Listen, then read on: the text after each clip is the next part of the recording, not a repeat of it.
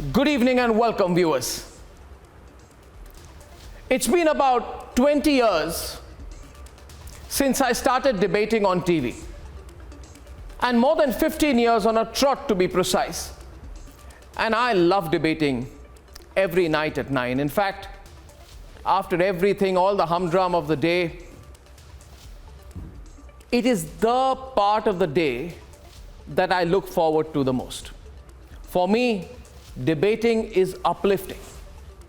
And the fact is, even my worst critics will admit that debating in the style that many attribute to me has in this country sparked many lively conversations.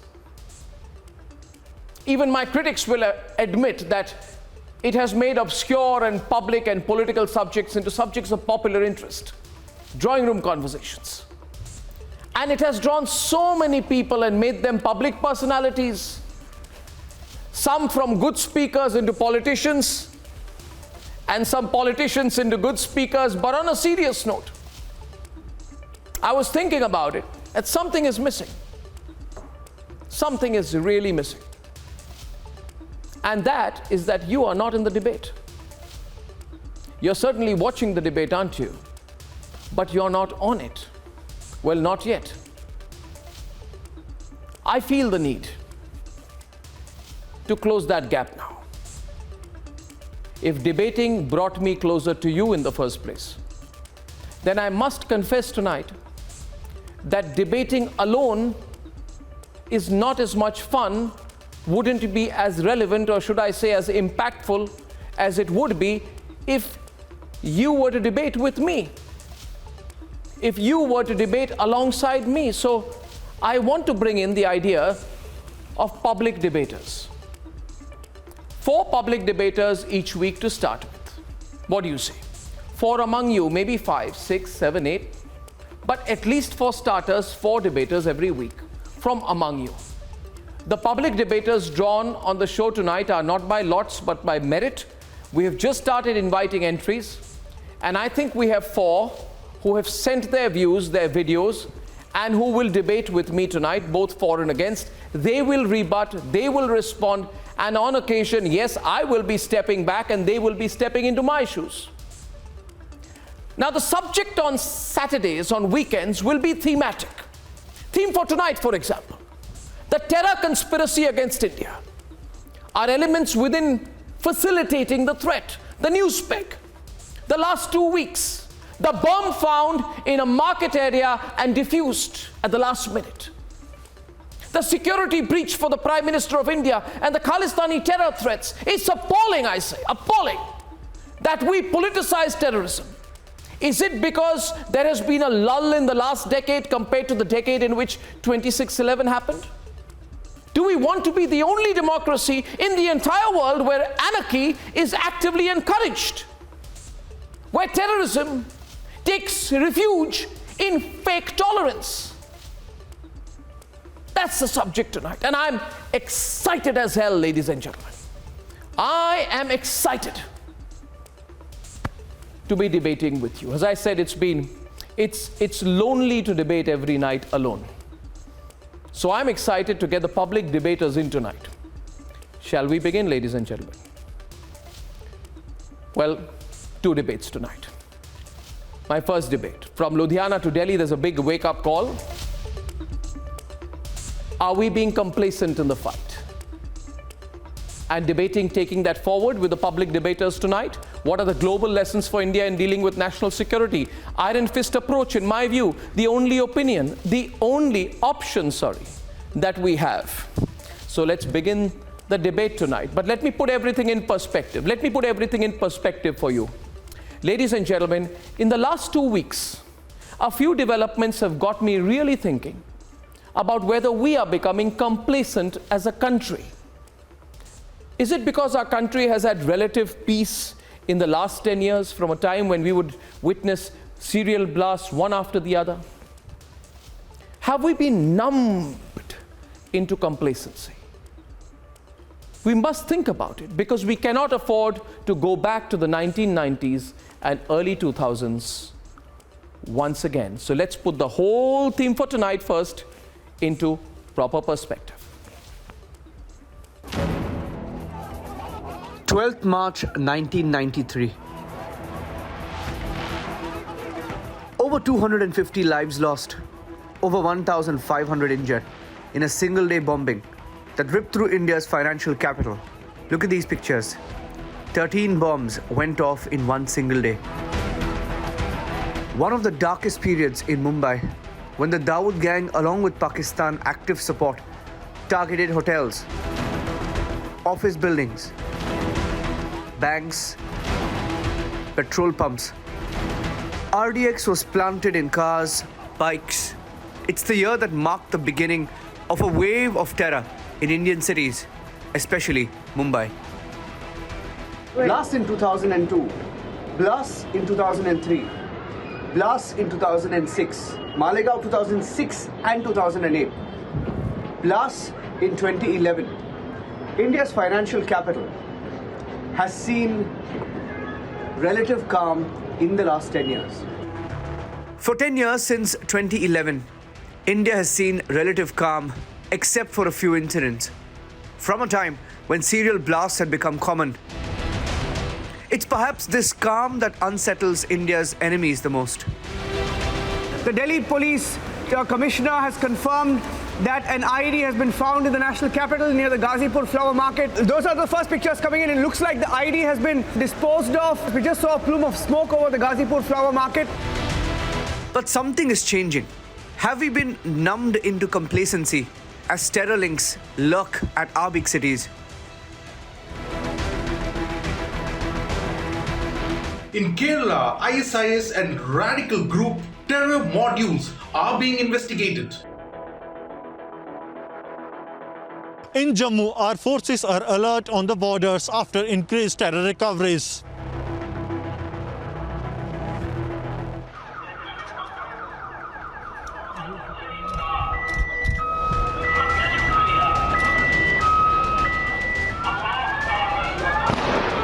Pakistani groups have found a new name and are operating with newer technology.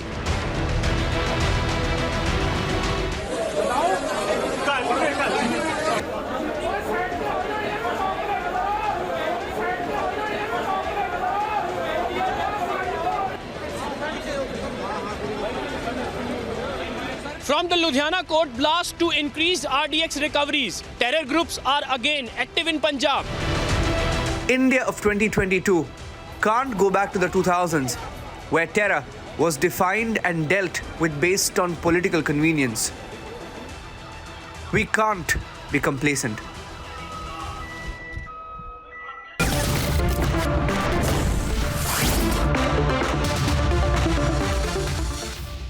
So our theme for this Saturday is set, and we have Aparajita Sarangi of the BJP and Mohandas Pai from Bengaluru and General KJ Singh, former GOC Western Command, on one side of the debate, viewers. On the other side, we have Rajiv Desai, he leans towards the Congress, and we have Shashikant, former DGP of the Punjab Police. I am also delighted, particularly delighted in introducing our public debaters chosen tonight. Please welcome Swakshar Jha. He's a banker. Swakshar. I'll just get them on the screen. Swakshar Jha from Patna. Thank you, Swakshar. Are you excited to debate? Yes, sir. Are you excited to debate? Yeah, definitely. Yeah, sir. Definitely. I'm very excited to put forward my opinions. Excellent. Also like to welcome public debater number 2, Sankriti R from Chennai. She's a student. Sankriti, welcome. Thank you, Arnav. Excited to have you. Thank you, Sankriti. Soumya Sahai is a lawyer, and Soumya is joining us live from Prayagraj. Soumya. Hi, thank you. Absolutely fabulous to have all of you tonight. And Rakshanda Afreen, a student from Delhi, is our 4th public debater tonight. Now, you know Swakshar, Sankriti, Soumya and Rakshanda. The biggest complaint people have had with me is that I don't let people speak. Today I want all of you to take over that mantle from me, please. So whenever you want to interrupt, especially people like Mohandas Pai who don't let anyone else speak, raise your hand, come straight into the debate. Let's enjoy the debate today. What do you say? So let's have a round of applause for our public debaters tonight. I'll lead on, and I'm sure many drawing rooms and homes across the country are clapping for them tonight. And I will start the debate. And my issue tonight is extremely serious. Our first news report laid it out bare. And I truly believe that the terrorist threat in this country is real. It is fundamentally real, but the last 1 decade has seen fewer terrorist incidents compared to the decade before that or the decade before that. So if we take India through the 90s and then take India through the early 2000s and take India into post-2010, our graph would go down. But has the threat gone away, Mohandas Pai? It hasn't. And is that the reason why in this country, when people want to use turmoil and people want to use secession and people want to threaten the sovereignty of India and people want to threaten public order in India, there are a group of people who would happily politicize it, expecting the rest of India to just watch on helplessly. And therefore, our debate tonight is starting with one premise, Mohandas Pai, and please come into the debate as the first speaker, and then we are on. Are we allowing people to use turmoil in India for political interest? Turmoil. Mohandas Pai, please. Yes. Arnab, my view is Shaheen Bagh was the turning point where we saw an agitation go on for long, funded by people we don't know, with all kinds of subversive elements, which demonstrated a failure of the state and ability to enforce law and order and the shutdown of many streets. That emboldened people across the country who are subversive elements to think that they can bring this country to a standstill by funding this kind of agitation. Till today, we don't know who funded it, who are the elements, and those people who provoked it are not been punished.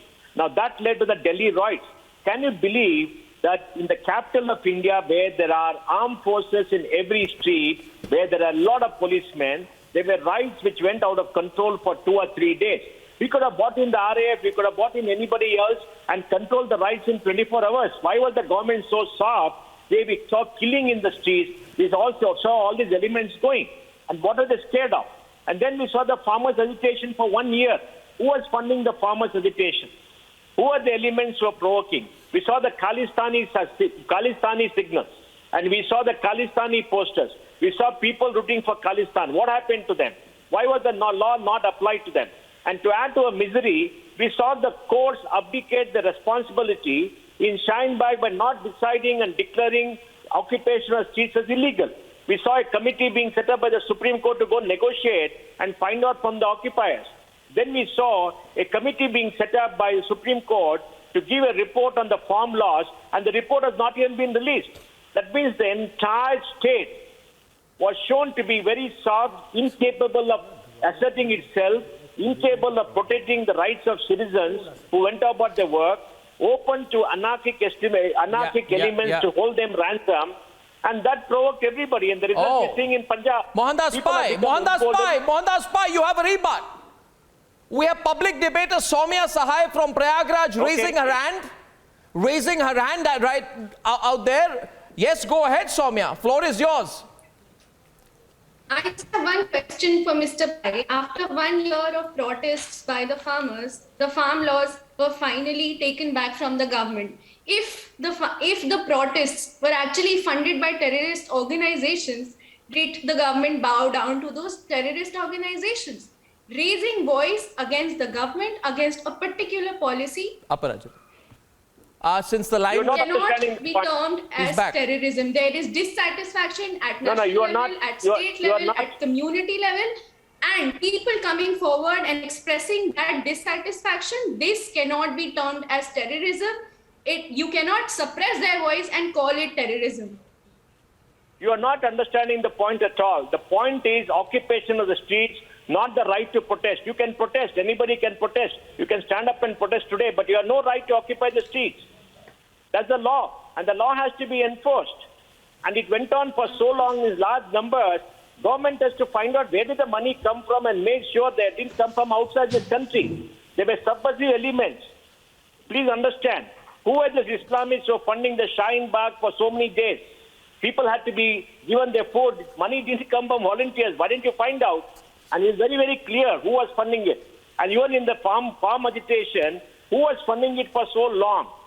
It's not about them protesting. Let them protest. There are ways to protest. People have been protesting for long in this country. They can go to Jantar Mantar and protest. But we never had occupation of streets. Okay, Mohandas Pai, Soumya is on the debate. Not the right to protest. And from what I make out, Soumya is a very keen debater. Not surprising since she's a lawyer. And you know something, Soumya? My whole life, till I was in college, I wanted to be a lawyer and I couldn't be. So in a way I envy you. But I also want to debate with you. Can I counter you? I also see a hand go up there. And the hand going up of Swakshar. Swakshar wanted to come into the debate. Now these are the joys of my profession, Swakshar, that more than 20 years after I left college, I have the opportunity to debate with both of you. So I place you and I want to counter you, Soumya, before Swakshar comes in. Soumya, can you hear me first of all? Arnab here, can you hear me? Oh, I lost the line there.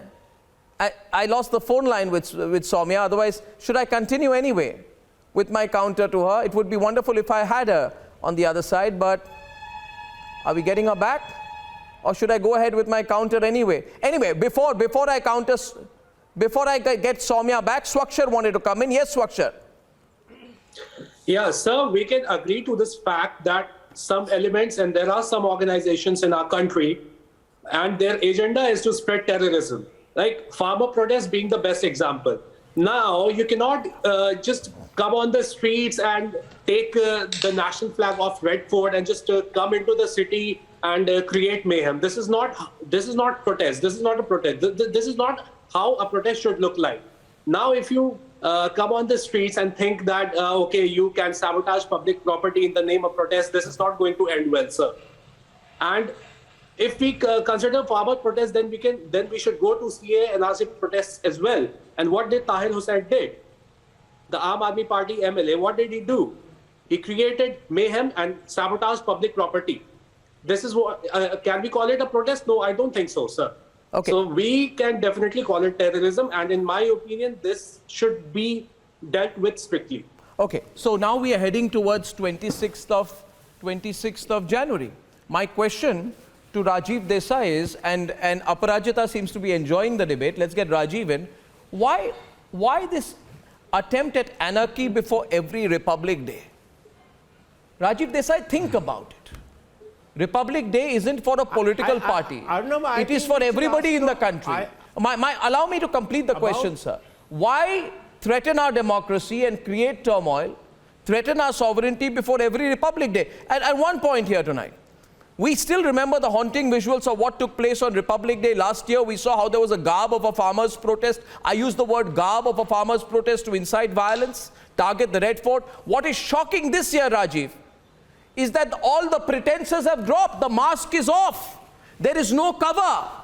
Last year there was a bogey. There was a cover of a farmers' protest. Even the bogey is gone now, Rajiv. It's open, anti-nationalism. It's open, brazen calls to remove the tricolour. The garb is off, the mask is off. Rajiv Desai. Arnab, may I...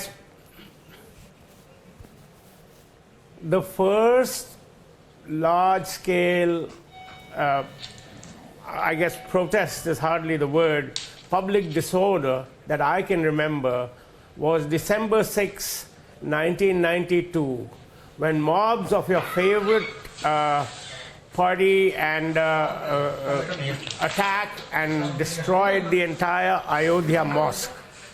So don't give lectures about public order and disorder for the people who invented it first, number one.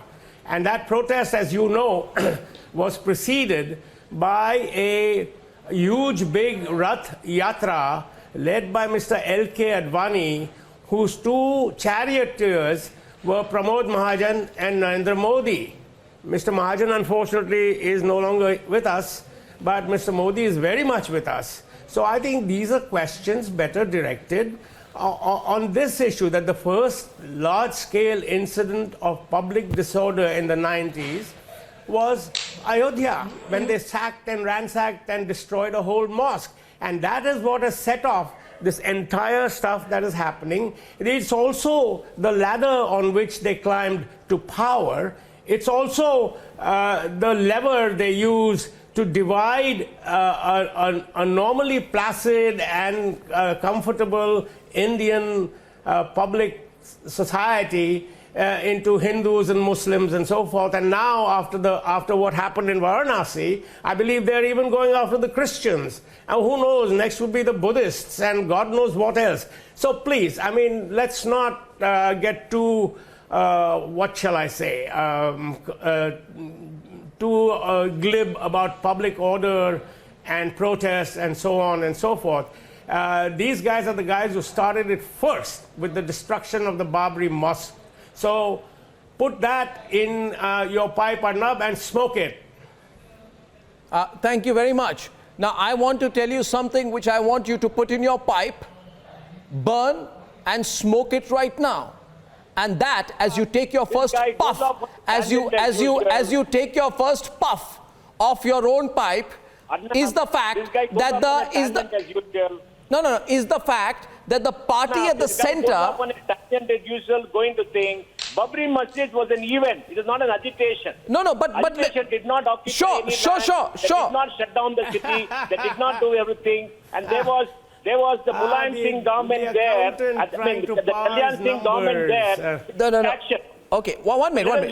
Can I respond to Rajiv? Finance man. Can I respond? Decimal points. Can I respond to Rajiv? Rounding up and stuff like that. No. Making irrelevant arguments. No, I'll tell you one thing. See, I think it's you interrupted me, Mon. You interrupted me. I was talking and you interrupted me. You should know better than that. So I was saying that the first incidence of public disorder on a large scale was the destruction of the Babri Masjid in the 90s. Yeah. Beyond that, they used that to climb to power. Beyond that, they used it to divide this normally placid country of ours. Can I tell you? Religious groups. Okay, now Rajiv, listen to me. Rajiv, listen now. You heard, you spoke, I listened decently. You are still a decent man. No, you interrupted. No. But since you are still a decent man, I will expect you to respond after I speak, and Aparajita will respond to you, and the public debaters are waiting. You see, Rajiv says, viewers, he says the first incident of public disorder in this country was the 6th of December 1992. Obviously, for people like Rajiv Desai, Aparajita, what happened in 1984, when allegedly people from the party he was, is, and perhaps will forever continue to be in love with, lynched 3,000 Sikhs, was an act of great party discipline. I compliment you on your narration of Indian history, Rajiv Desai. Second point is, for your kind information, and don't look down and pretend you can't hear me, the party in power on 6th December 1992 at the center was your party. I don't want to hear you. Was your party. I know what you're going to say. Your party was in power. Aparajita is responding to you. Do the public debaters want to come in? Do the public debaters want to come in? Does Sanskriti want to come in? It is a violin concerto. The saffron by Saffron. Thank you, Arnab, for organizing this debate. And in fact, today, of all days, I would like to listen very quietly to the youngsters who are up there, with a lot of enthusiasm participating in the debate. It was great listening to all. But as far as Rajiv Desai's statements are concerned, I think I needed to respond, and that's why I chose to speak. The thing is that 1984 must be remembered. I was in school at that point of time. On 31st of October 1984, we know what happened. The then Prime Minister Indira Gandhi had been assassinated, and thereafter there was mayhem all over, hell broke loose, and there was absolute breakdown of law and order in the country. And 3,006 all across had been butchered. How old were you and I then, tell you, man? How there were old dead you? bodies which had been recovered from the wells of the houses. So please don't mention 1992 without mentioning 1984. So there was absolute breakdown of law and order. I reiterate. How old were and you it when seemed this as though How old it was were out you? of control. Whatever your name is. I how old were you was when in 1984 school. happened? Please tell me I how was old in you school. were.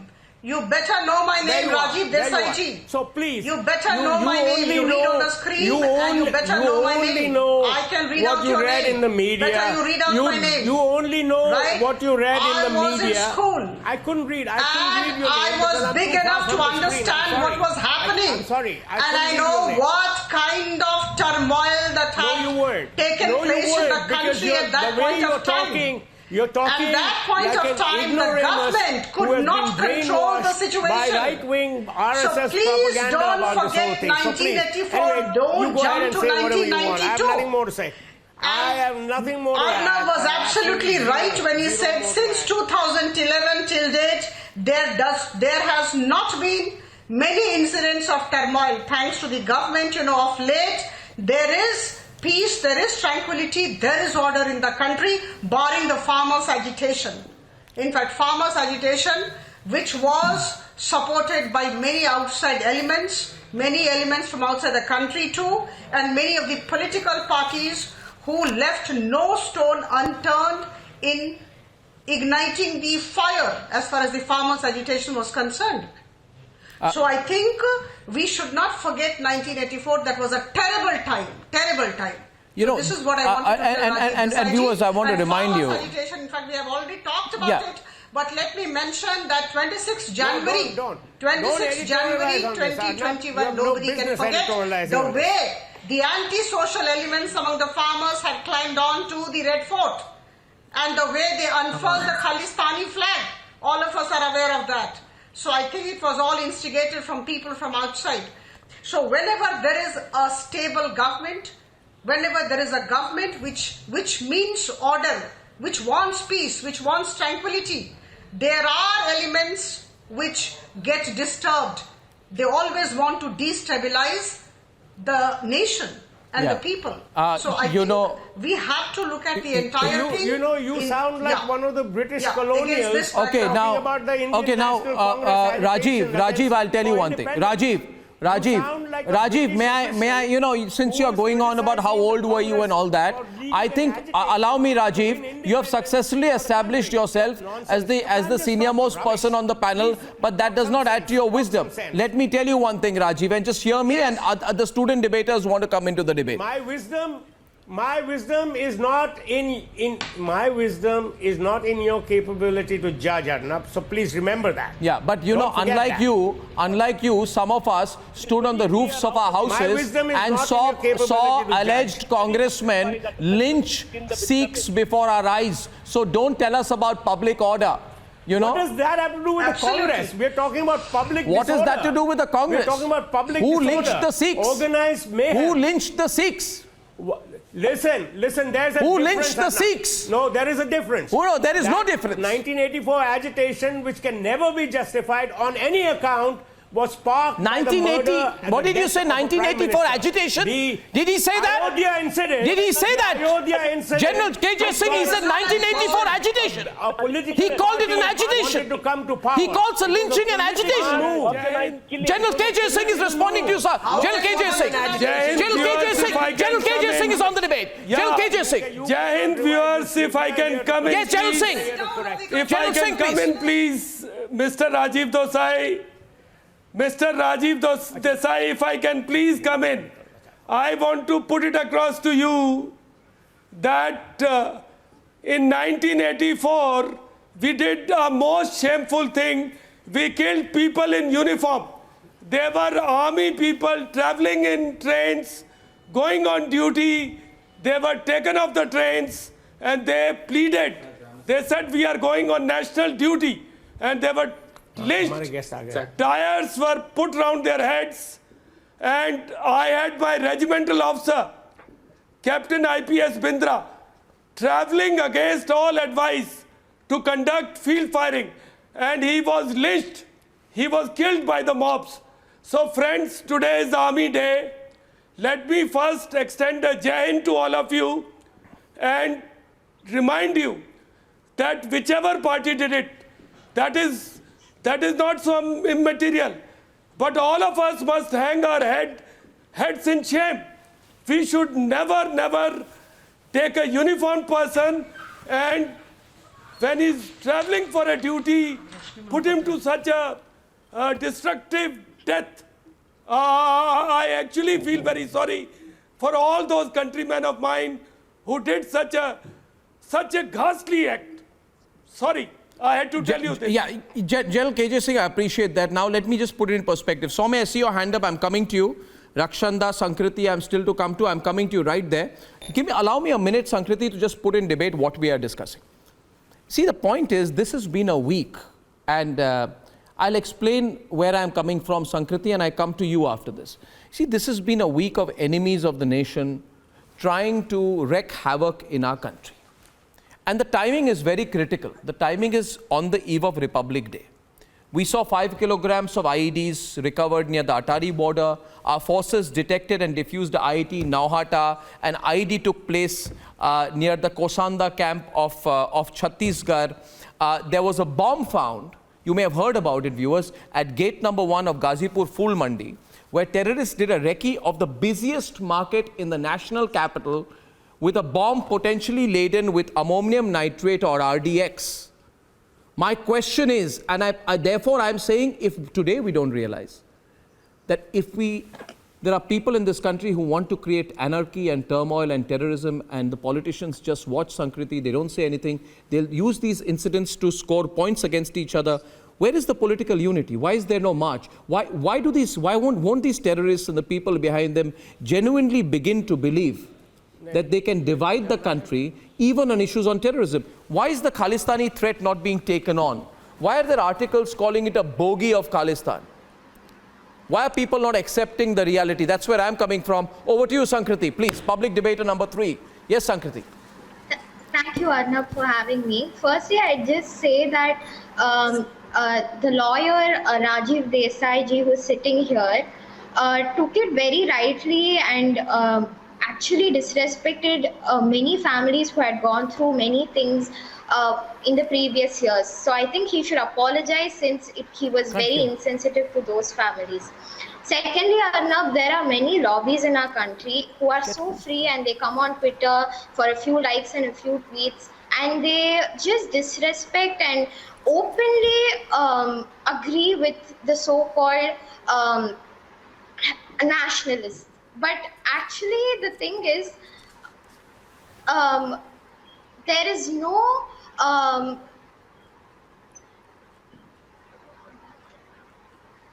so what I was telling was that I feel like all of us should, as Indians, should come together and face these anti-nationalists.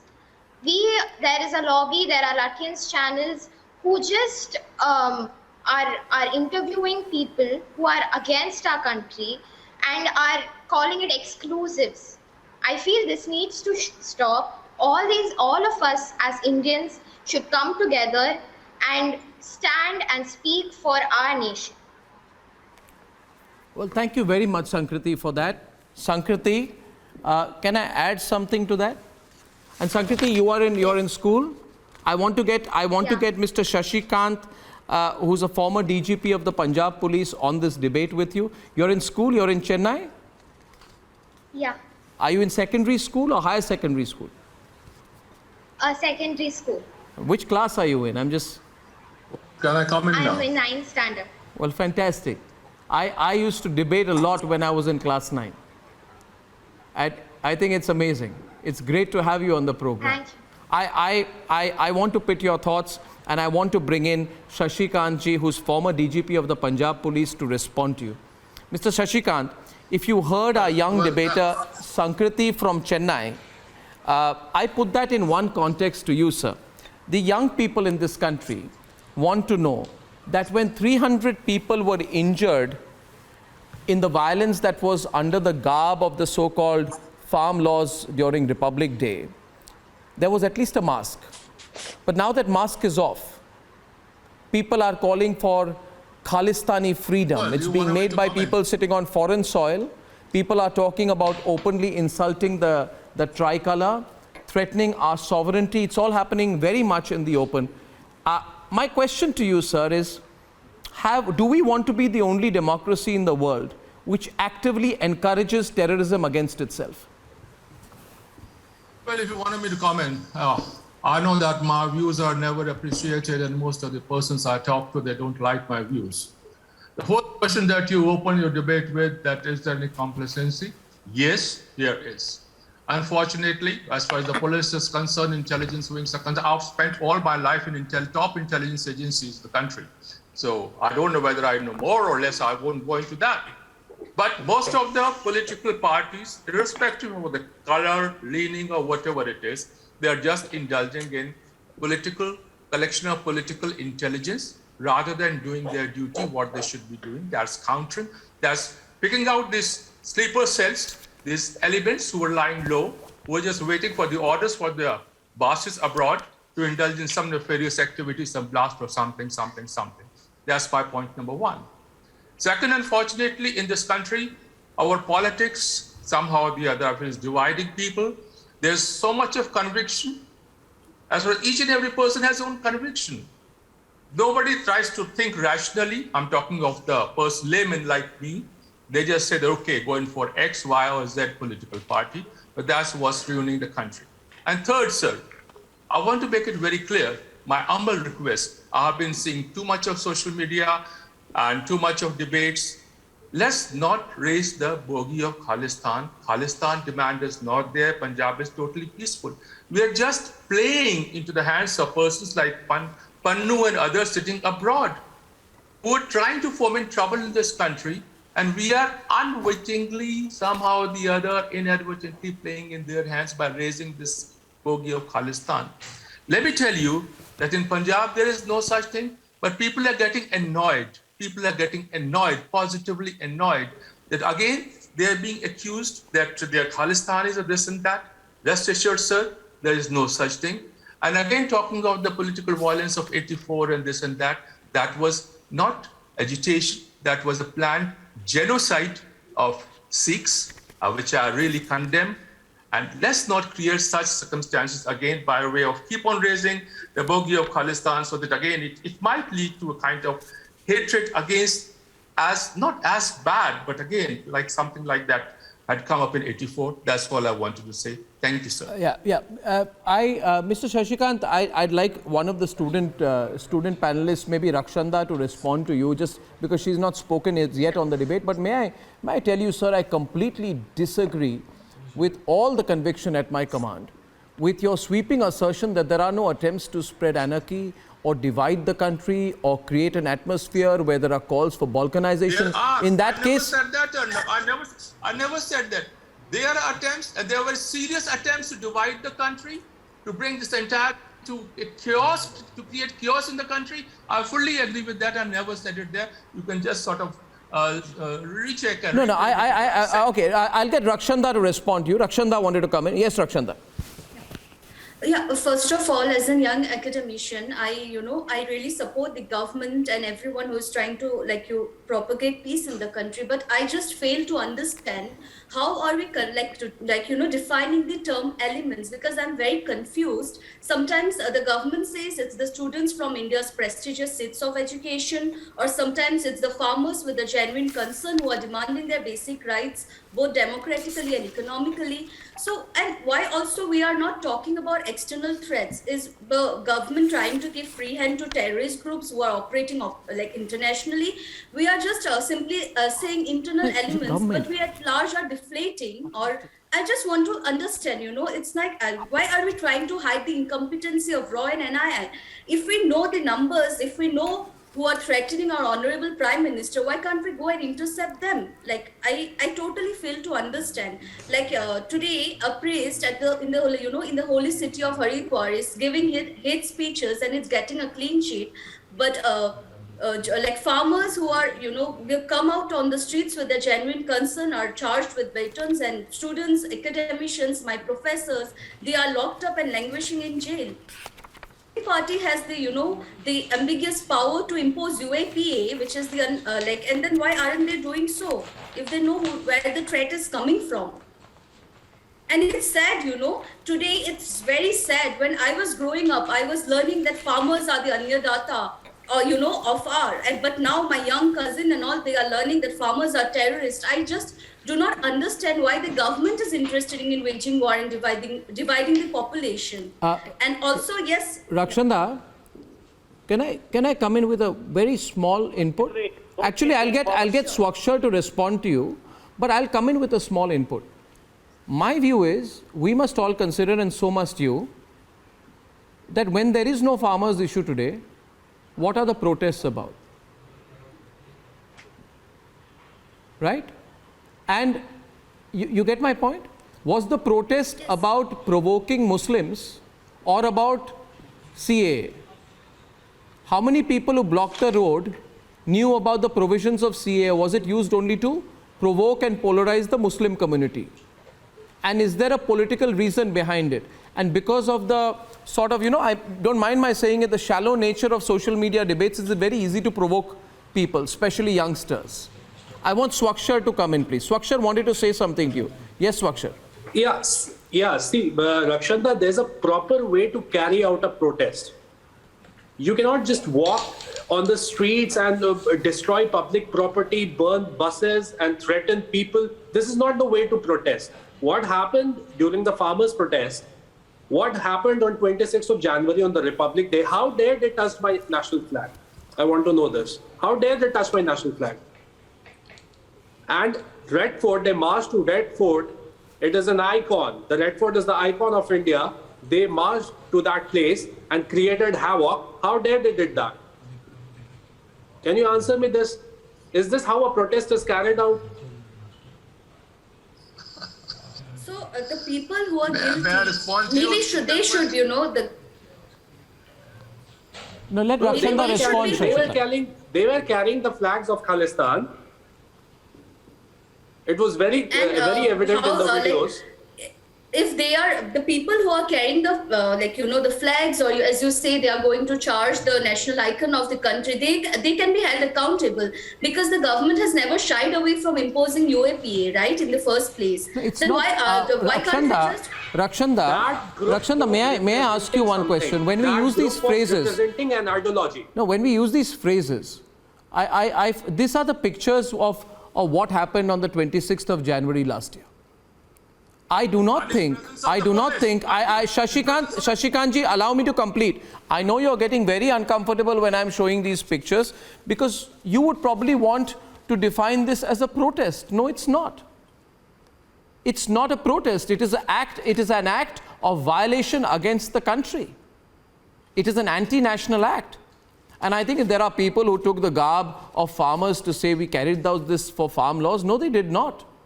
It was a thoroughly anti-national act.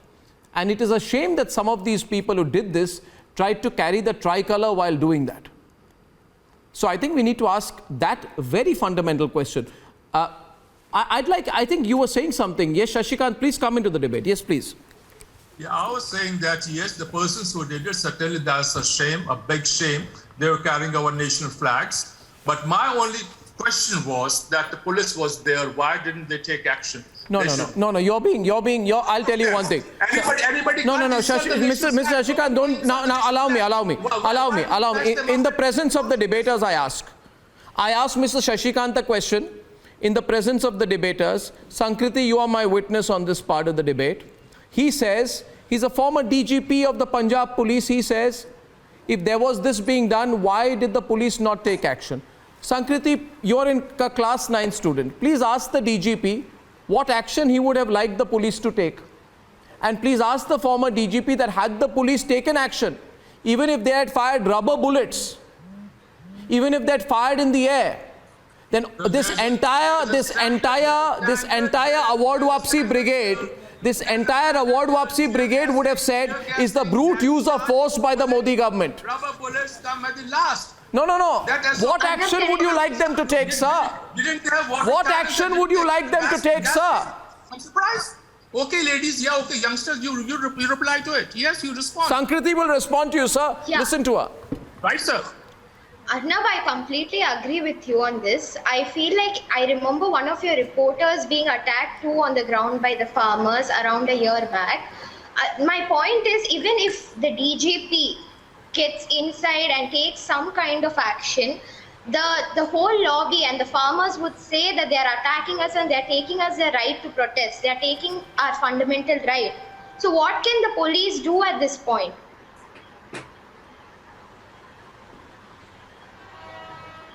Please answer, Mr. Shashikant. I think she has cornered you. We are accountable to the constitution of the country and not to any lobby, whether it's farmers' lobby or lobby belonging to any political party. We are answerable only to the constitution and its symbols, the national flag. That's about all. I can't care less, and I've never cared less in taking action. Okay, so I'd ask you one question. Aparajita, he's been a former DGP of police. Women constables were attacked and beaten up by these so-called farmers, some of whom tried to put up a Khalistani flag in the Red Fort. He's been a former DGP. Now he's taking a completely different line. How would he react if women constables were attacked by people on the claim of being farmers? Let's ask him. Aparajita, let's hear from him. We have constables also. I am aghast. Who stopped them to take I action? am aghast. I mean, this is what I can say. How can the former DGP ask such a question? And I know how the politicians react. He's asking why did not the police I know how the politicians speak. attack the protesters? Talking to politicians. I mean, I never expected this kind of question from Shashikant. You all are I mean, we have seen the photographs, we know what happened on that day, we know the kind of protest that it was. The number of people who were up there atop the Red Fort and everywhere, huge number of people in absolute disarray. And in this kind of situation, what would the police do? I will not take it Would from they you. have fired? No way.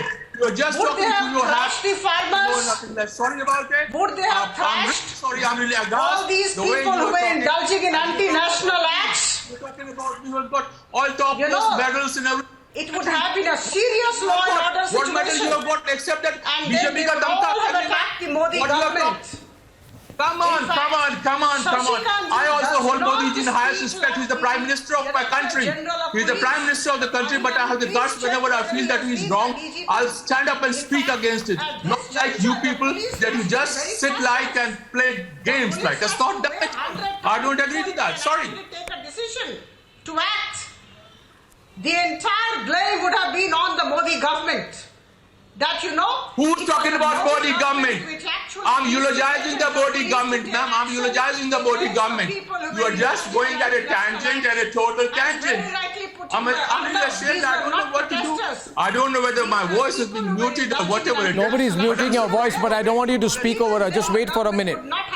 Just for a minute. Just for a minute. I have maybe you. Former DGP can think on those lines. I can just pity.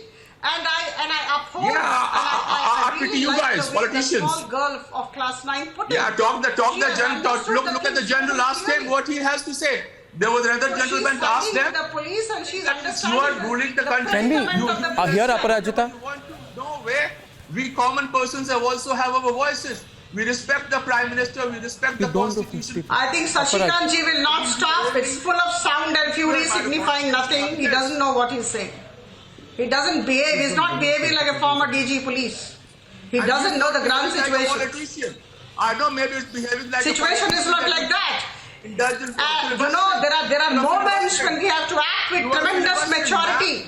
We have to exercise caution. Mr. Shashikant, tell me one thing. I'll just 1 minute. Mr. Shashikant, just 1 minute. Just 1 minute. Mr. Shashikant, can you just wait a minute? I want a student debater with you. Think about it clearly.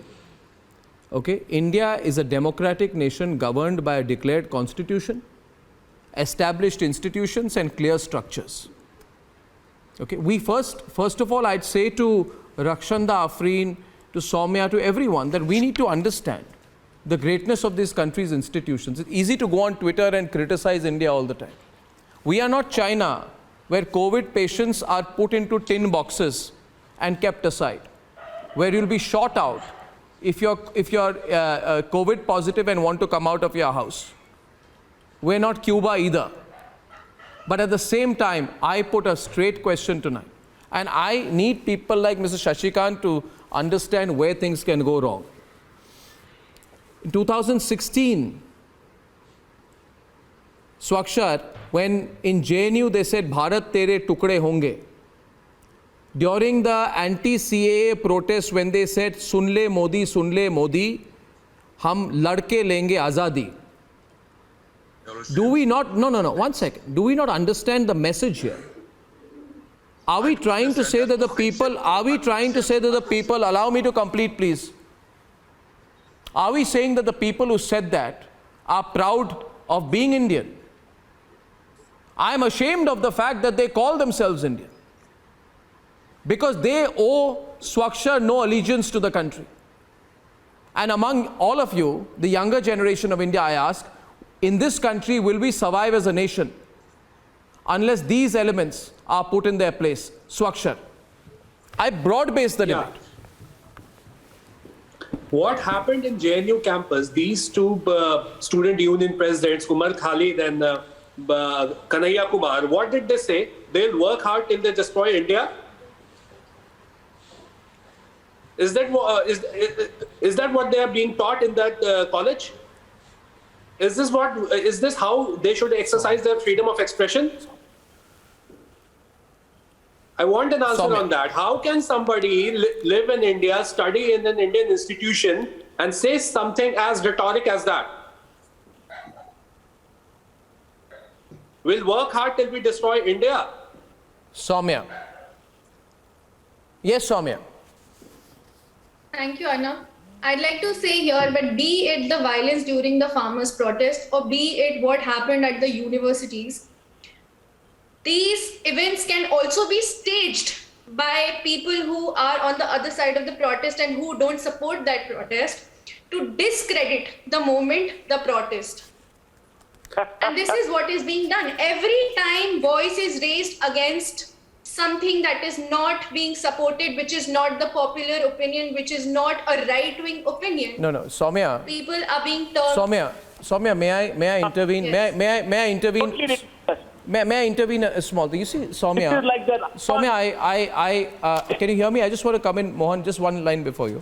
Soumya, you know, it's easy to say that anyone who is putting forth what is seen to be a clear, straightforward nationalist narrative is a right-winger. First of all, I think there's nothing wrong in being a right-winger. If people are proud of being left-wingers, let me say we must be also proud of being right-wingers. There's nothing, neither side is more legitimate than the other. You say these things are staged. Let me ask you, Soumya.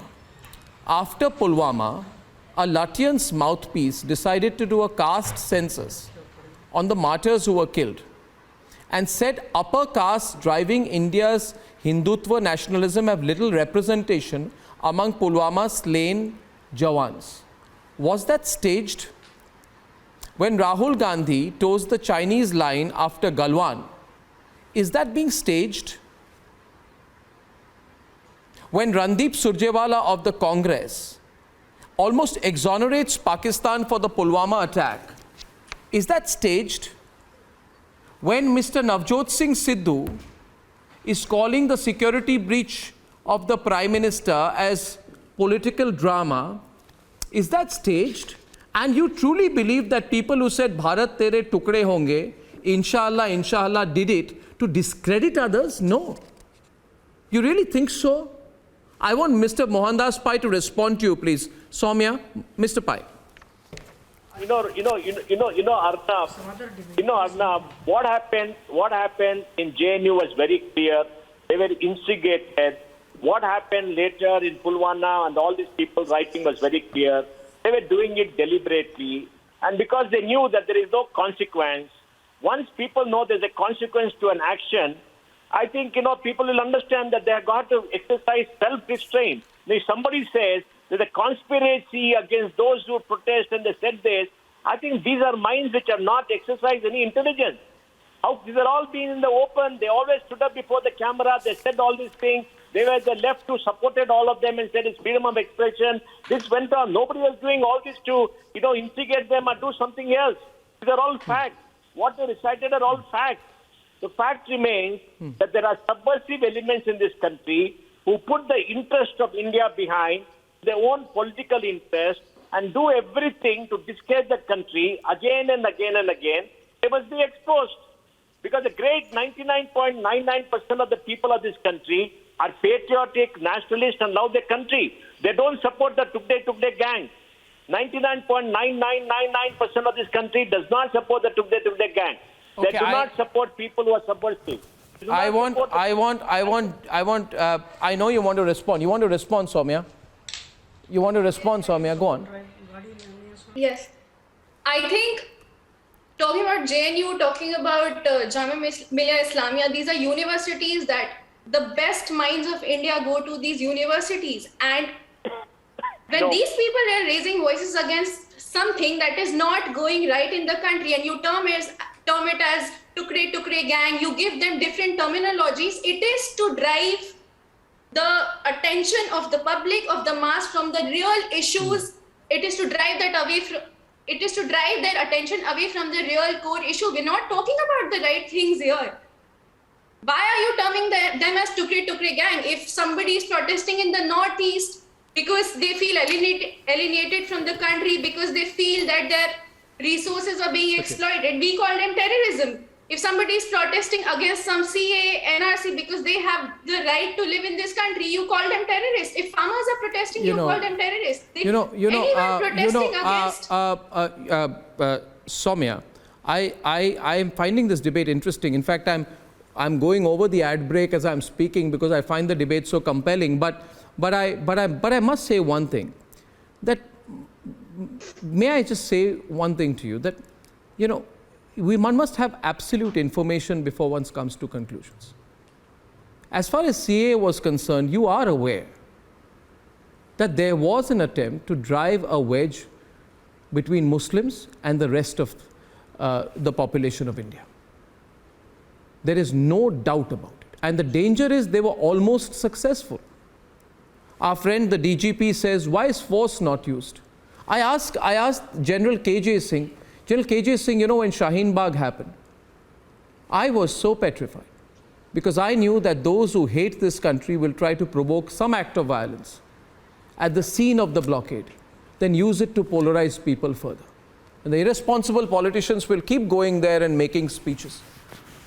And that is exactly what happened. And we need not have lost more than 50 people in the riots that happened just before Donald Trump visited India. It was engineered. Would you like to say something, sir? General KJ Singh, as I hit the break. Last comment before I hit the break. General Singh. Arnab, the problem is every country has certain latent fault lines. Now, mischievous elements across the border who indulge in proxy war are looking for these fault lines. And the people who come out on streets sometimes lose control of their own agitations. They do not know who's joining them, who's trying to exploit it. And today, with the power of social media and remote delivery capability given by drones, you can transport IEDs and such like devices. So while in democracy, certain amount of discontent is there, but it has to be managed. It has to remain below the threshold, and it cannot be allowed to be exploited by the elements across. Let me warn everybody, and particularly the people in Punjab, that it's not as if Punjab is going to explode, but all the same, the elements across want to use this opportunity to create chaos, to maximize their impact, and we have to remain vigilant. We cannot let our guard down. Our hinterland, which has been at peace for last 10 odd years, cannot be allowed to be subjected to multiple attacks. So please, whichever party you belong to, whatever opinion you have, you indulge in agitation. Nobody is stopping it. but keep it managed. Keep it within limits of defined decency, and do not allow mischievous elements to exploit it. And don't bank on intelligence agencies completely. No, absolutely not. I'd add one thing to that. Nobody can give you 100% information. I'd add one point on that. And this, some people may criticize my views on that, but I feel there have to be limits to protest as well. Because, ladies and gentlemen, there are things you can protest about, and things, honestly, you can't or you shouldn't. You should not even dream, for example, of protesting over issues of national security. Those who think it is fashionable on issues of national security and terrorism to raise the banner of protest, to them, I have just a simple proposition. Is there a dearth of issues in this country to fight over, that we now have to fight over issues of national security? Are there a dearth of issues in this country to have differences about, that we have to start having differences over the role of the Indian Army? Food for thought. And we talk about Indian democracy.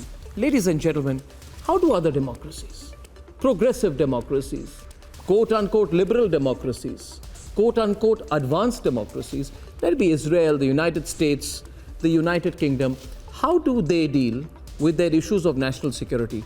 I'd like to take a look at that with you on the other side and with more public debaters.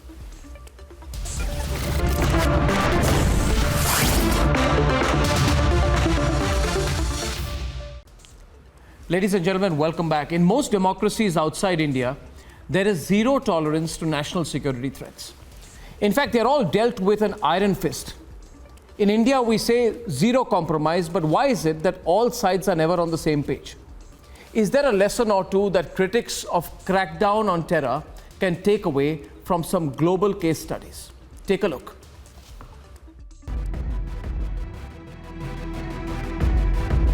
The 9/11 attacks changed the worldview on terrorism. The biggest terror attack that killed nearly 3,000 people in America led to the longest war waged by America in Afghanistan, culminating in the death of Osama bin Laden. I can report to the American people and to the world that the United States has conducted an operation that killed Osama bin Laden. In September last year, the United Kingdom denied entry to a highly radicalized ISIS bride, despite her fervent pleas. I am asking the British people to forgive me because I made a mistake at a very young age. Just 8 months back, Israel had intercepted rockets of Hamas terrorists and struck back. In the 11-day conflict that grabbed global attention, it was national security first for Israel.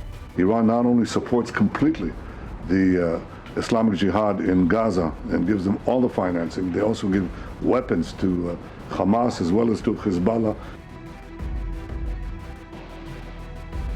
Soon after the Lone Wolf terror attack in Nice in October 2020, France launched a major crackdown on mosques that were suspected to radicalize youth and propagate separatism. Crackdown on Islamist terrorism was the topmost priority. Le deuxième message que j'ai est pour la ville de Nice, monsieur le maire. Pour les Niçoises et les Niçois si durement éprouvés par... In September 2021, New Zealand was jolted by an ISIS-linked terror attack in an Auckland supermarket. This was a highly motivated individual who used a supermarket visit as a shield for an attack. These recent and empirical examples have shown how democracies across the world have adopted an iron fist policy on matters of national security, without worrying or focusing on religion, ethnicities, or politics. So at a time when India is facing an imminent terror threat in the run-up to Republic Day, can India hold back its own fight against terror?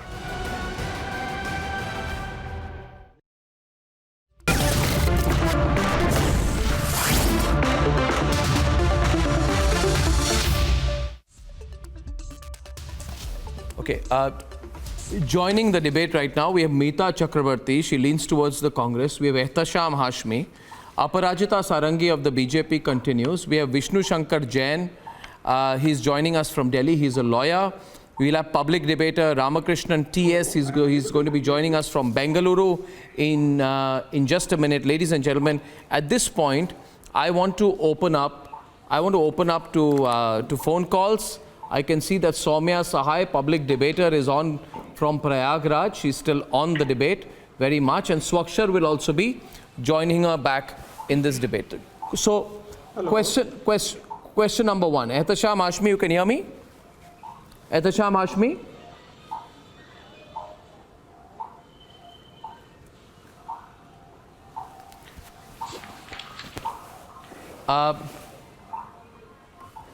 Meeta, can you hear me? Yes, I can hear you. Well, thank you very much. Thank you. Vishnu Shankar Jain is on the debate as well. We are heading up to Republic Day. We've seen a number of incidents through this week, which make it clear to all of us. Vishnu Shankar Jain, let me start with you, that the specter of terrorism is still very much hanging over the nation. So my question is, when there is a need for the entire country to be very tough with elements who threaten India's sovereignty, when there is a great need to act against people who support terrorism, when we've seen the Prime Minister's security being breached, when we've seen explosive devices being found in crowded market areas, why is the sort of the liberal group quiet? The people who call themselves liberal, why are they quiet at times like this? Why is there no public consensus on issues of national security? Vishnu Shankar Jain, let me start with you, please. See, it's a very, very serious issue, and it's a very disturbing issue. The security breach of the Prime Minister, where he was within the artillery range of the Pakistani army, is shocking. And I, as an advocate practicing in the Supreme Court, we have received threats from Khalistanis. And not just me, it's not an issue of Vishnu Shankar Jain. The threat has been given to the judges of the Supreme Court. And the threat was that we will destroy the sovereignty and integrity of India.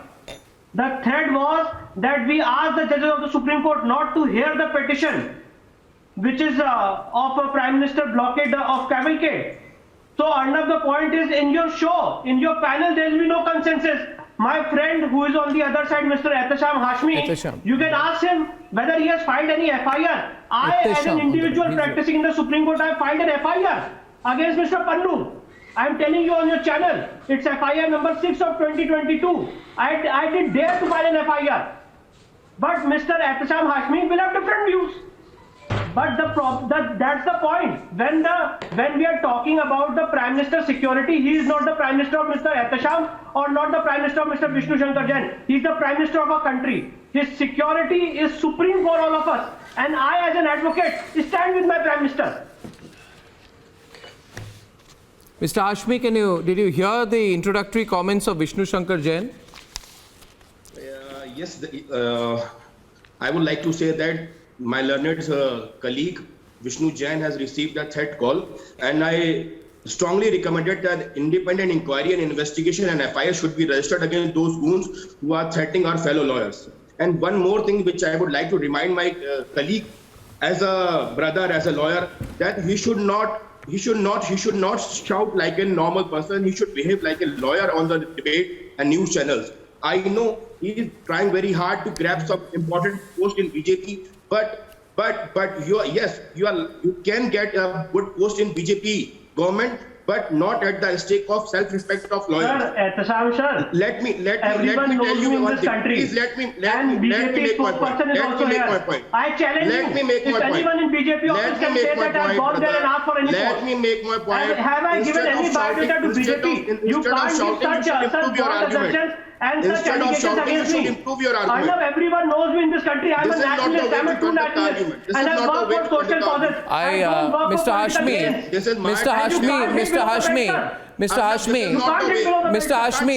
Mr. Hashmi, may I come in, please? No, 1 second. Mr. Hashmi. He should behave like a lawyer. Yeah, Mr. Hashmi. In this country, they know that I've done work for the community, for the causes. Yeah, so Mr. Hashmi, just 1 minute. Mr. Hashmi and Vishnu. and number one. Vishnu Jain and Mr. Hashmi. Shout like, yeah, Mr. Hashmi, you made your point, and Mr. Vishnu Jain made a couple of points as well. May I come in, please, between both of you and make a point to both of you? Mr. Hashmi, yes, please. You are personally attacking Vishnu Shankar Jain, who has received a threat call. You are personally attacking him because you do not want to address the point that he has raised. The fact of the matter is, some Tom, Dick or Harry sitting in Canada has the audacity to threaten terrorism against the country and individually call hundreds of lawyers of the Supreme Court of India, and this is a stated only fact. BJP-oriented lawyers. No. Those lawyers who are supporting BJP got the so-called alleged threat calls. So you 1 second. So you are accusing, even at the risk of compromising the nation's security, even at the risk of taking a position against the country, you are questioning the fact that lawyers who received a call, you are saying they did not receive a call. So you are in a way defending the Khalistanis who made those calls. Arnab, don't try to put your words in my mouth. No, I'm not. Want to say that I'm putting my words in my mouth. I'd like to hear your words from your mouth. Protect my fellow lawyers, then this government should resign. This government is incompetent to save our country from terrorists, and our fellow lawyers are getting threat calls from so-called terrorists. Then this government should resign. This incompetent government must go. They are not competent enough to protect our country and our fellow lawyers. So why should we tolerate them? They should resign from their government. No. I let Vishnu respond to it. But why aren't you addressing the fact? Why aren't you addressing the fact that there are people who are threatening lawyers of the Supreme Court? And can you guarantee that if this government goes, it will be replaced by a government which will never receive calls of threat from any anti-nationals or terrorists sitting in foreign countries? Can you assure that, Mr. Hashmi? Yes. Can you assure that? In the entire history of democratic Indian setup, first time I have seen and I have heard that our fellow lawyers who are practicing in Supreme Court of India, like my colleague Vishnu Jain Saha, lawyers like him, prominent lawyers like him, young lawyers like him are getting threat calls. I am witnessing this incident first time in my life. And all this is happening because of incompetent government. Incompetent government, this BJP government is responsible for the protection of life and liberty of fellow lawyers. You don't have a consensus. And that's what the question Mr. Anchor has asked. You don't have a consensus. On the channel, on a live debate, you don't have a consensus against terrorism. Arnab, this is the most double standard which has been shown on your channel. He is a fellow lawyer, he is my colleague, and on your channel he does not have the audacity to say that yes, we stand together against terrorism. Don't shout like this. Don't shout on one like hand this. he says that yes, FIR investigation should be done. On the other hand he says a BJP lawyer has received a threat. When we are lawyers, we are lawyers. Yes. We are not BJP or Congress lawyers, sir. Precisely. And it's a question Precisely. of Ehtasham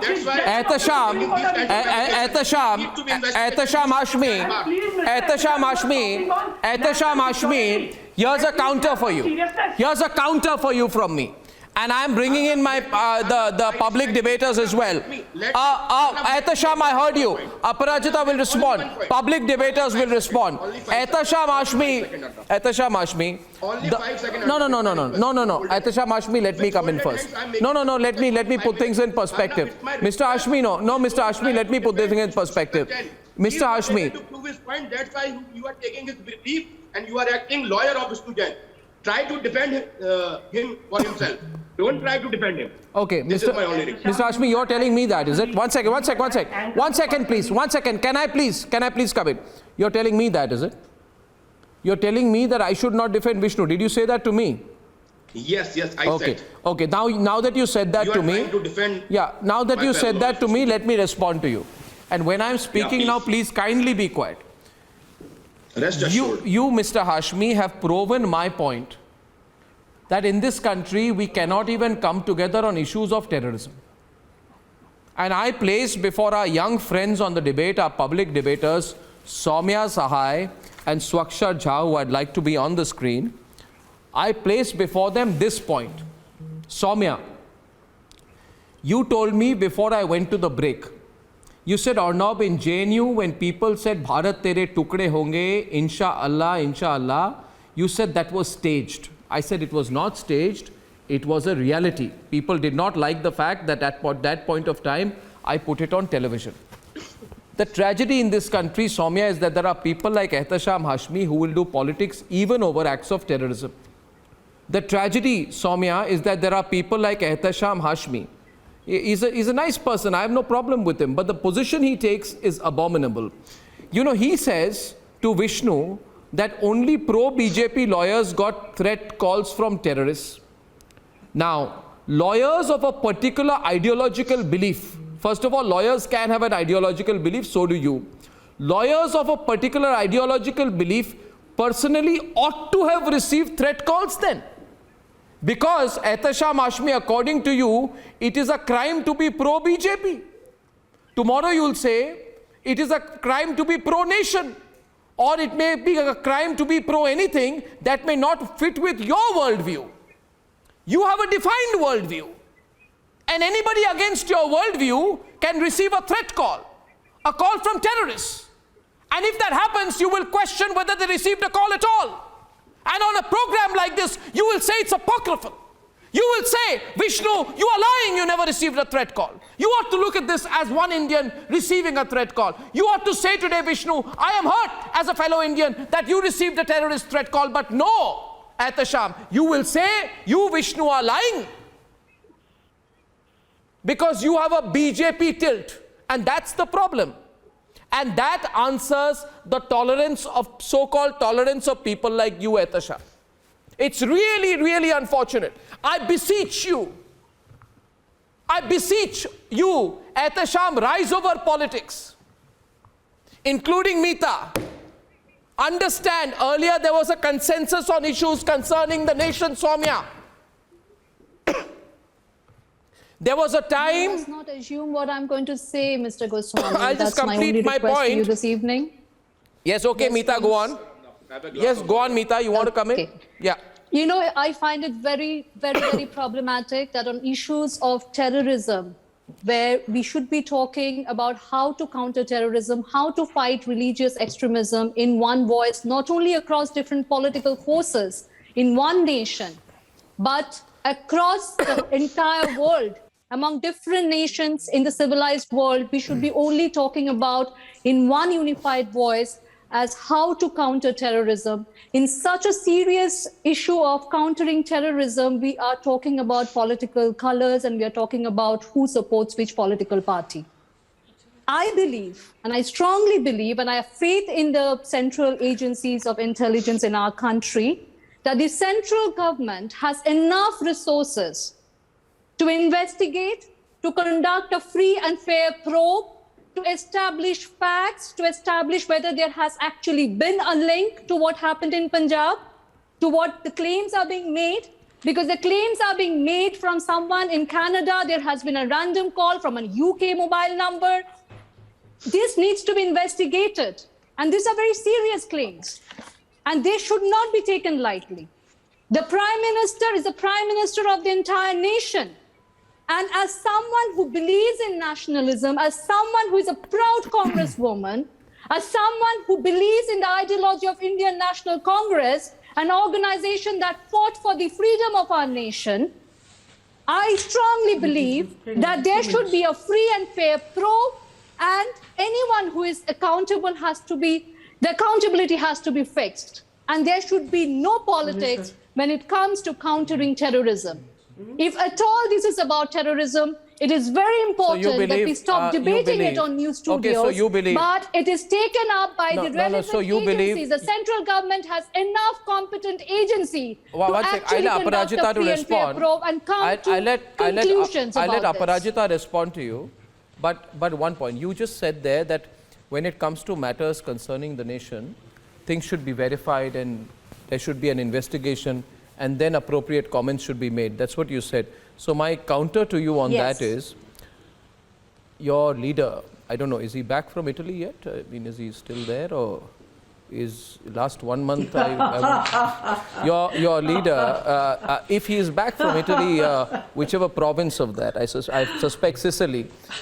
Your leader, when he, I believe your leader. Sorry, I'll not be able to. No, I don't know either. That's he may be in Florence, Sicily, not my concern. When you do not know my issue is when your leader took a video, when there was a propaganda video in which Chinese actors, as it was later proven, stood there and put out a video and claimed it was Galwan. Why did your leader, without any investigation, take that to be the gospel truth? Is it because your leader stood before and signed secret documents along with members of the Chinese Communist Party? Again, you're making No. You said there should be an investigation.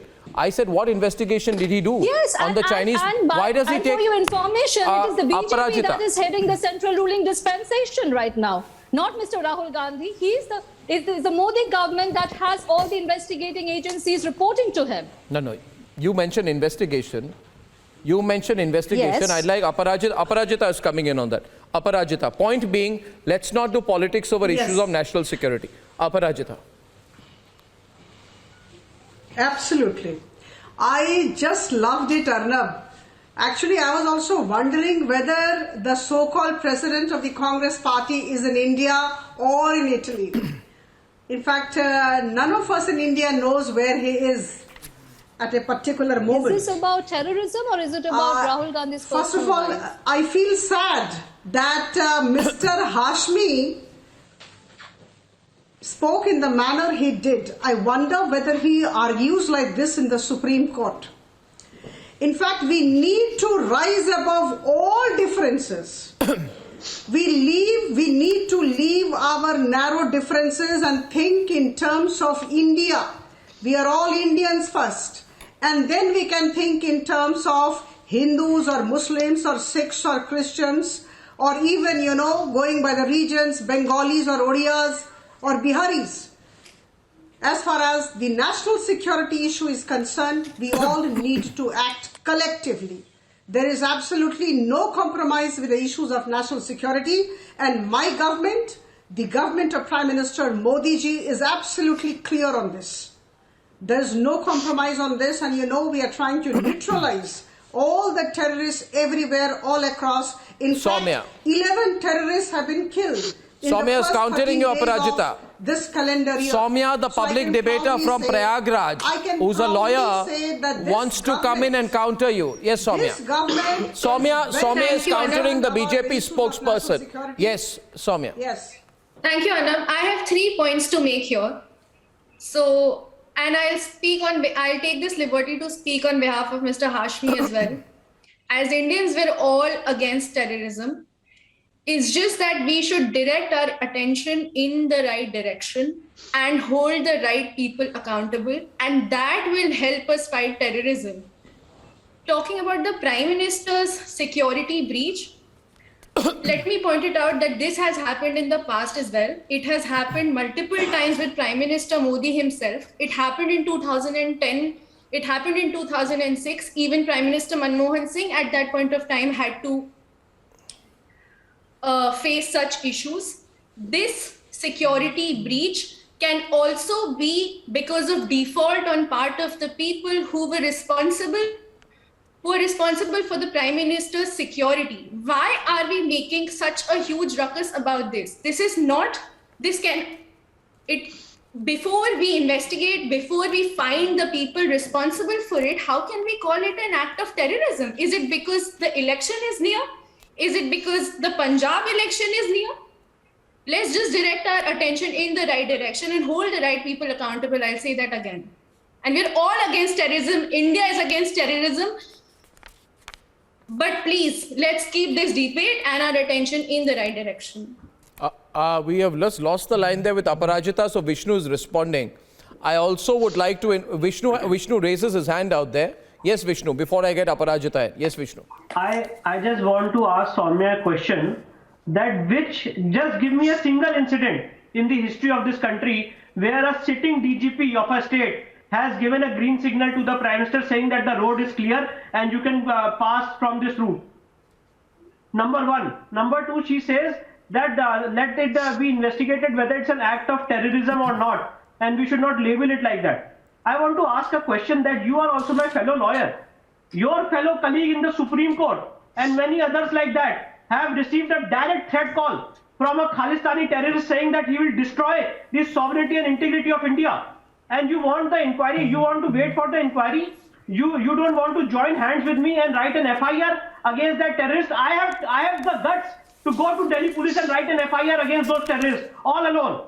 And under section 18 and 20 of the UAPA Act, for your kind information. So why don't you join hands with me? Why don't we all come to a consensus that yes, this matter has to be investigated under the UAPA Act? Vishnu, I'm not But here you are saying that let us wait for the inquiry. For your kind information, that inquiry is not on that aspect. The lawyers and the judges of the Supreme Court receiving threat from a Sikh for Justice Foundation from Canada is not under the inquiry domain of the Supreme Court, which has been recently appointed. For this, we both have to join hands. But here we have different views. We don't have consensus. And that's the point exactly, that this is an act of terror. This is an act of terror. I want to repeat it for the sake of repetition. And I'm fighting alone, and I will fight alone. I want to bring in Ramakrishna also. No, I want to bring in Ramakrishna as well. I'll just give one line here. Ramakrishna, can you hear me? Arnab here. Are you hearing? I'm able to hear you. Are you hearing the debate between Soumya, who's a public debater, lawyer from Prayagraj, and advocate Vishnu Shankar Jain? Did you hear the debate? Can I give my view on it before you? I think Ramakrishna, we have come to believe, or at least one section of people who call themselves liberals have come to believe that we must be meek, and that if we are meek and we are coy, then we are liberal. And we are meek and coy and influenced by third-grade Western propaganda. My view is it's not going to get us anywhere. We will become, Mr. Ramakrishna, I think, a global laughingstock if we don't take any action to defend ourselves. Our judiciary is being threatened. We are debating it. I can't believe it, Soumya. You as a lawyer are debating it. There are hundreds of threat calls to lawyers being made by terrorists, and we are debating it. Ramakrishna, what do you think? Yeah, I'll say I'll put it in 4 different stages in the evolution of how the whole terror elements have sprouted in the last 7 years. Say once Modi came to power, and then when it is clearing to them, it is clear to the separatist groups that the government is going to stay for longer time. This is going to be the central political force, and because of which they will not be able to carry out what they did before Modi came to power. So you can't, do bomb blast. You can't resort to all other things. So now what they have done is they have started developing the narrative against the integrity and sovereignty of India. So this is what is happening in Punjab, in Tamil Nadu, in Kerala, and Jammu Kashmir. So you can see that this narrative has been happening for the last 5-6 years continuously in the name of one or other reasons. For example, I want to know what is the linkage between opposing farm laws and holding the Khalistan flags. What is the link? Because they wanted to ensure that they are not bothered about the farm laws. They are bothered about separatists. The separatist groups have entered and they are completely hijacking the movement. To take Jallikattu, Tamil Nadu. In fact, the Modi government has permitted Jallikattu to happen, whereas Manmohan Singh's government has banned the Jallikattu. Okay, so what happened? You bring Tamil nationalistic placards with the figures of Velupillai Prabhakaran, who is acclaimed terrorist who killed our former Prime Minister Rajiv Gandhi. So at every stage, even in Kerala, you can see. So it is happening in all the 4 states, and because they become, and it is being, this narrative has been supported by the media and the liberals. When I say media, I am not just referring to the electronic media or TV channels, but also the social media. the social media of Twitter, WhatsApp, and then Facebook, there are elements which are creating this kind of narrative. And if you see in Tamil Nadu, there are guys who claim that India is a rogue state and they still roam around freely. And a recent Tamil Nadu Congress MP, what she did, Prime Minister has gone to Punjab and he was not able to reach the place and he came back. Ramakrishna, he can't even come to Tamil Nadu. Ramakrishna, the moot point on this debate today is about, and Meeta, before I come to you, Ankit Puri is on the line. I'm going to take a lot of callers now. He's calling in from New Delhi. Ankit, hi, can you hear me? Yes, Arnab, sir, I can hear you. How are you? Yeah, I'm very well, Ankit. This whole debate on this weekend, this thematic debate, is essentially about whether the politicization of national security can be allowed anymore. I'd like to hear your take or your question to any of our panelists, and then we'll go take it forward. Ankit, hi. Go on. Sir, it is very surprising to see that Mr. Hashmi telling Mr. Vishnu that you got a threat call because you are a BJP lawyer. Irrespective of the political inclination of a person, he's still a Supreme Court lawyer. Correct. There are other lawyers as well. I had been watching your channel from a long time. I saw Mr. Vikas, Advocate Vikas sir coming on air and telling that he also got a threat call. Is he also a BJP person? Yeah. Number two, that the problem out here is that the political lines are being drawn. If we look at the statements given by Sidhu after the security breach, it's very clearly indicative that that is being done for appeasement of a particular section of people or so-called farmers. Yeah. Because these people cannot, so many people cannot come within 2 or 3 minutes on the road. It was a very well-planned conspiracy. So we cannot go ahead and make a sort of a political line on this, irrespective of what party Mr. Modi is. No, Ankit, can I come in here? And I don't want to give gratuitous advice, but let's not even talk about China and Cuba and Saudi Arabia tonight. Let's talk about Australia. The fundamental issue is, and Swaksham, you'll understand where I'm coming from, Swakshar. What we need in this country, in my view, is a surge of nationalism. When you have nation first, your whole approach towards every issue changes. I was looking at the public debate over this tennis star called Novak Djokovic, who is being detained in Australia because he's not vaccinated. And therefore, all Australians have come together to say that he's a threat to national health. And they are saying nation first, Australia first. And there is a tidal wave of nationalism in Australia saying, doesn't matter how big the tennis star is. If he's not vaccinated, he's a threat to my country's security. The whole country has come together. Other democracies don't compromise anything. They won't compromise health with one unvaccinated tennis star entering their country. And here in India, we are discussing what extent terrorism can be allowed, whether Swakshar, Bharat Tere Tukde Honge is an expression of democratic rights, as people like Meeta would say. When did I say that? No, but that is the implication. No, that is the implication. No, it is the implication. But it's the implication, isn't it? Let's be tolerant. No. You say, one sec. One minute. Meeta, you can debate with Swakshar.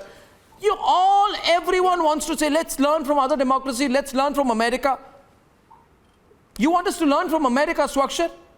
US airstrikes killed thousands of civilians, including small children, in places like Iraq, Syria, and Afghanistan. Let me know when I can come in, because I started tonight by saying that to counter and prevent terrorism, all political forces should come united. And it is not something to be debated in newsrooms. It is something that needs to be taken up by the central government. Swakshar, public debate are taking on Meeta. Swakshar. Ma'am, just a minute. Now, when you are talking about political parties coming together and they should fight terrorism, what happened in JNU? Can you fathom that? Now, when one of the best institutions in our country, part of the video that was leaked was a fake video. What happened in JNU? Really? See, terrorism. So all this ruckus is about a fake video. I'm associated with a political party which has lost two former prime ministers of this nation to terrorism. Yeah, and do you... Does that justify the situation? Absolutely not. Absolutely not. And hence, I am really concerned that we are debating this here, whereas central government has all the resources in order that is required to probe, to conduct a free and fair probe and to establish links. Why are we not coming up with facts? Ma'am, the Tukre gang and the liberals, the so-called liberals who study in JNU campus, who study in one of the best institutions in this country. Do not blame the liberals do not call them the Tukre gang. What sort of ideology is this, ma'am? Which makes you speak against the country? Of my nation. What sort of ideology is this? What sort of ideology is this that it makes you speak against the country? It is far from the truth. What sort of ideology is this that makes you speak against the country? Of our nation. Is this what freedom of expression is? No, it is not. It is not. Terrorism has got nothing to do with freedom of expression. Is that... Even you are and what these students were doing in the campus? No, wonderful. Swakshar, she says right now, and I heard her right, and I think I hear okay, she says terrorism has nothing to do with freedom of expression. Precisely. Then Swakshar, why don't you ask her, Vishnu, why don't you ask Mita, why her leader, Rahul Gandhi, who we don't know where he is yet, do we? Okay. So whenever he comes back, you can ask her. Whenever he comes back from Italy or Mozambique or wherever he is, you can ask him that why he sat with those people in JNU who were for Afzal Guru. Why doesn't she go and ask Vishnu, her leader, when he comes back from Mauritius or the Maldives or Sicily or Luxembourg or wherever he is, that why did you go there and sit with people who said Bharat tere tukde honge, inshallah, and make it an Article 19(1)(a) freedom of expression debate when it was fundamentally not? It was not. That's what I've been saying. You made it a freedom of expression debate. I said sovereignty is not something you can walk over and claim 19(1)(a) for. There are limitations to 19(1)(a) as well. You ought to know that. And now you have no answer. Obviously. Your freedom ends where my nose begins. Okay? So act of terrorism is don't very give me clear. this, Congress party has class 4 lost lines. 2 former prime ministers to acts of terrorism. So we definitely, people who are associated with Indian National Congress, we do not take threats of terrorism very lightly. But what is really No, sovereignty is unnegotiable.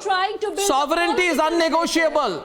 Mita. Political narrative in newsrooms. Vishnu countering. Asking the central government, the Modi government that is in power, that you have a sitting chief minister who has played mockery with the PM security. You have a sitting chief minister who reports directly to Priyanka Gandhi despite sitting on a constitutional post. You have a sitting chief minister who says that I am also the chief minister of this country and I am also equally important as the prime minister, and therefore see my cavalcade. Hariharan Nair is calling in from Coimbatore.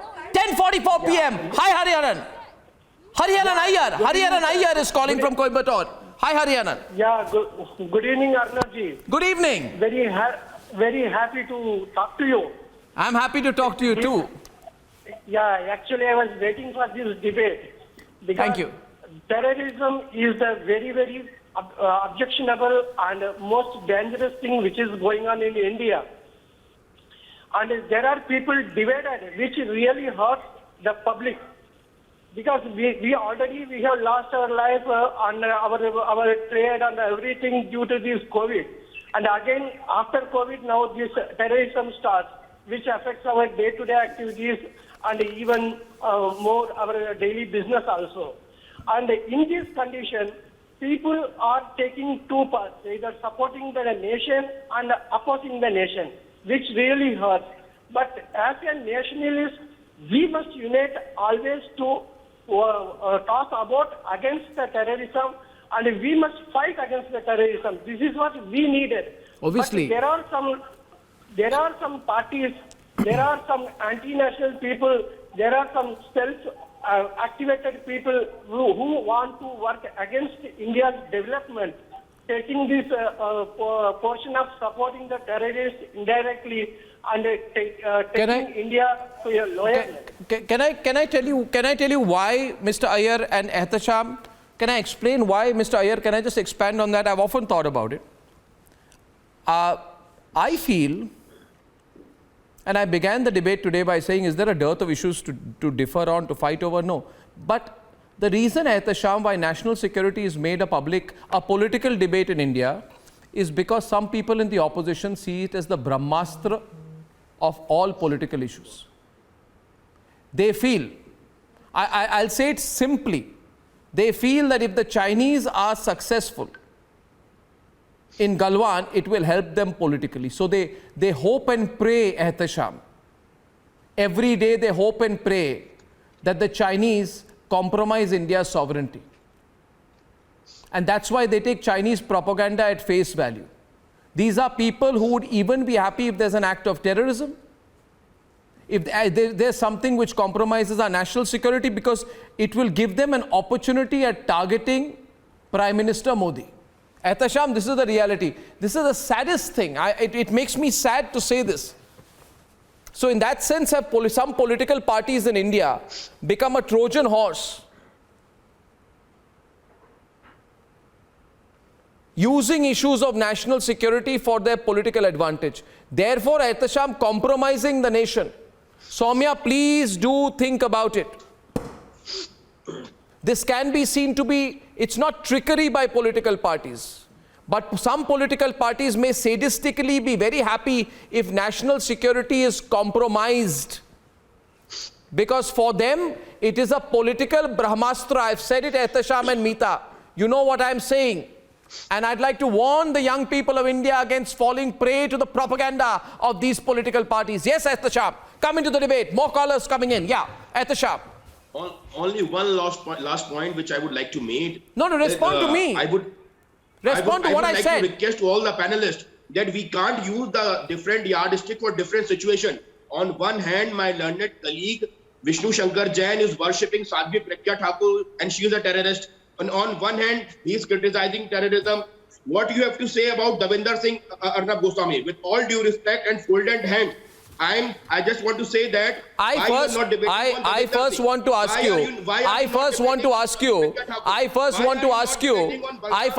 ask you, please, you are a lawyer, 1 minute, you are a lawyer, you call Sadhvi Pragya Thakur a terrorist, you may completely disagree with her ideology, but in which court has convicted her to be a terrorist, sir? Vishnu is responding. My question is, no, 1 minute. Even last week, in the Malegaon case, you had so many witnesses going hostile. And you very well know that it was Pakistan's name which first came in. And Lashkar-e-Toiba and Jaish-e-Mohammed's names were brought in the Malegaon case. You know that there are witnesses who have been tortured. You know that there was a saffron threat bogey which was raised. Then on what account, sir? On a live television program, do you claim to convict those who have not been convicted? Vishnu is on the debate. Vishnu. I want to tell Mr. Ehtasham that if Sadhvi Pragya Thakur is listening to him today, what kind of a humanity they will someday file a defamation case against you. You are calling Sadhvi Pragya Thakur a terrorist? The central government has said that Makoka doesn't apply against her. Yes. And I want to tell you, if everyone who is sitting on this debate, Soumya, Meeta, and whoever is listening to Ehtasham, do you all remember how to go this program? What did the word Trump use? Islamic terrorism. And what did the word my Prime Minister use? Terrorism. Go and read and some that's the answer to your question. You want to divide terrorism on the basis of religion. And my Prime Minister has used the word only terrorism. And that's the problem. Because you want to put us in our mouth Islamic terrorism. And we as Indians will never fall prey to this trap. You want to divide religion. You want to divide terrorism into the debate of religion. And we will never go into that trap. And so far as the case of Sadhvi Pragya Thakur is concerned, if they are listening to you today, they will file a defamation case against you. Okay, Because ladies you and have no gentlemen. right. Go ahead, You have no go ahead. right. Ladies and gentlemen, before I end tonight, let me just say, let us look at the example of other countries and how far they go to defend national security and the nation at large. And let's ask ourselves, how can we have a hands-tied approach because we are afraid of what other countries will say? Ladies and gentlemen, it's been a great start to a public debate. Next weekend, more public debaters, more calls, and much, much more interactivity. It's been a pleasure bringing you into the debate. Henceforth, many more of you will be live with me on my program. See you soon. For now, goodbye.